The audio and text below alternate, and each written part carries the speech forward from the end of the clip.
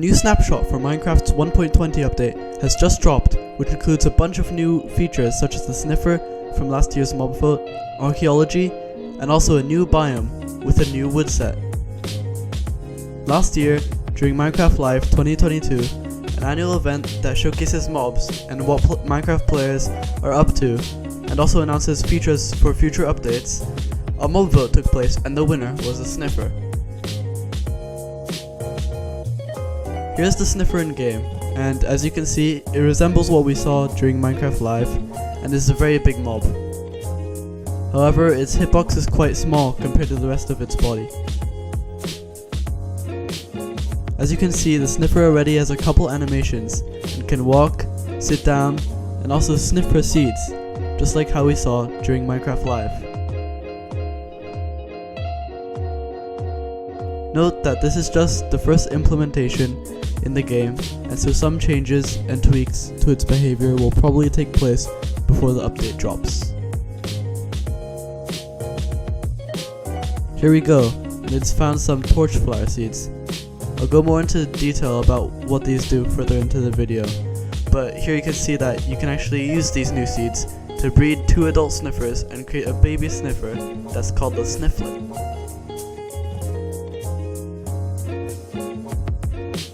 Sniffers are also passive mobs, which means that they'll not attack you, they can't be tempted or tamed, which means you can't lure it using an item like you would with other passive mobs like pigs or sheep.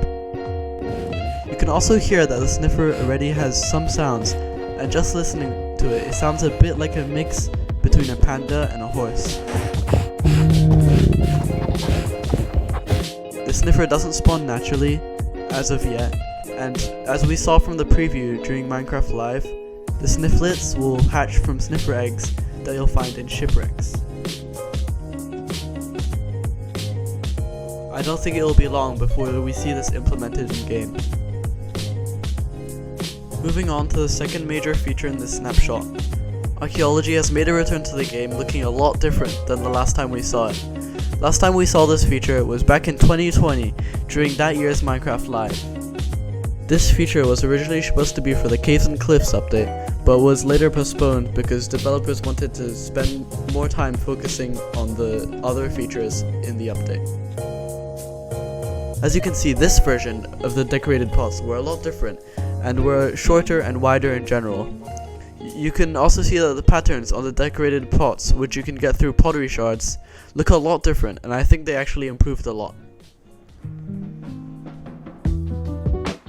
Now, to craft these decorated pots, you'll need 4 bricks, like this, or you can interchange any of them with the unique pottery shards and add patterns on each side. But how do you actually obtain pottery shards? That brings us on to the next feature, which is the brush and suspicious sand. The brush can be crafted with sticks and string, which are both pretty easy items to access, given the big potential the brush has. We might see some changes in later snapshots to this recipe. Suspicious sand now spawns randomly in desert temples, but also in desert wells. This new block also blends in with regular sand, and be careful what you break because it won't drop anything and will shatter to pieces when it falls or breaks.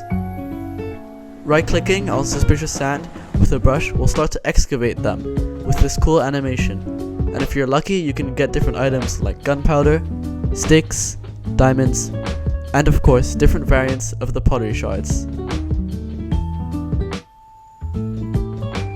Note that the loot tables for desert pyramids and desert wells are different. As you can see, if you stop breaking the block during its animation cycle, it will actually revert back to its original state, and the item will go back inside. Oh, I got something. Wait, subscribe? We're almost at 500 subscribers, so I'd really appreciate if you subscribed, because it's completely free, and you can always unsubscribe later. Anyways, back to the video. This other feature is really exciting because it was just announced a few days ago in an article from Mojang. As you can see, this is an entirely new biome, and it's called the Cherry Grove. These biomes also come with brand new trees with a brand new wood type. These cherry blossom trees generate big bunches of pink leaves, and their trunk often branches out to other branches on the side. As you may have noticed, the pink leaves emit beautiful particle effects, similar to how sport blossoms would.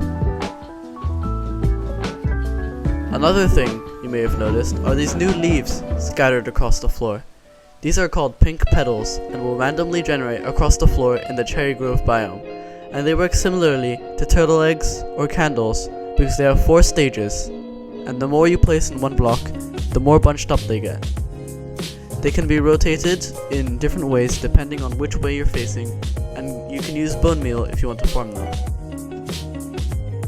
With the new cherry blossom tree comes a whole new wood set, including all the usual wood variants like the planks, boats, doors, logs, etc.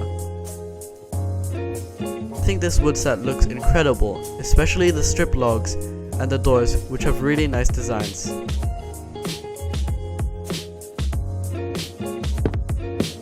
They also have unique placing and interaction sounds. Listen to this.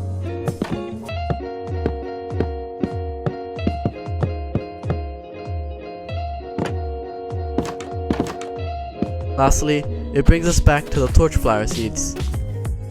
These unique seeds can only be obtained from sniffers for now, and can be planted in farmland, and will grow in different stages, just like other crops. When fully grown, you can harvest these new torchflowers. You will be able to get 1 torchflower for every seed, making them kind of rare to obtain. The flowers are also compostable in a composter, and can be potted. And overall, I think they're just a really nice decoration. And that's the end of the video. I hope you've enjoyed it, and if you have, please consider subscribing, and leave a comment if you think I've missed anything.